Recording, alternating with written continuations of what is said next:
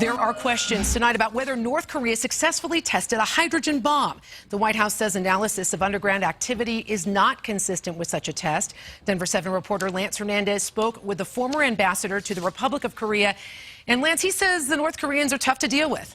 Teresa, Christopher Hill, the former ambassador and former assistant secretary of state for East Asian and Pacific Affairs, is now the dean of the School of International Studies at the University of Denver. Now, he's dealt with North Koreans and says if they don't have a hydrogen bomb right now, they have every intention of making one.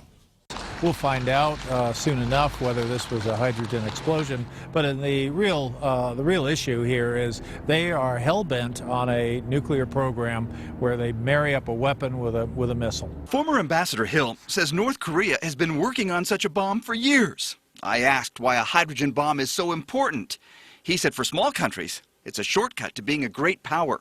The perception is if you have a nuclear weapon, people will take you seriously. Otherwise, you just have a moribund, hideous-looking economy with everyone starving. So I think for North Korea, it's a shortcut to fame.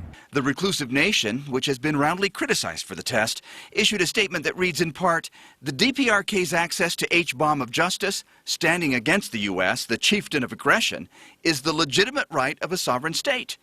The televised announcement of the test was followed by images of the leader, Kim Jong-un, signing the order for it. The U.S. Geological Survey says the event measured 5.1 in magnitude. I asked Hill if Americans have reason to fear a nuclear strike from North Korea. I think we can protect ourselves. I think the issue is we need to make sure our friends and allies feel protected because we don't want them to go off in the wrong direction. And coming up on Denver 7 at 5, I talked to Hill specifically about what nations the U.S. needs to engage to limit North Korea's nuclear capability and why it is critical that nuclear weapons not proliferate in that part of the world. Teresa?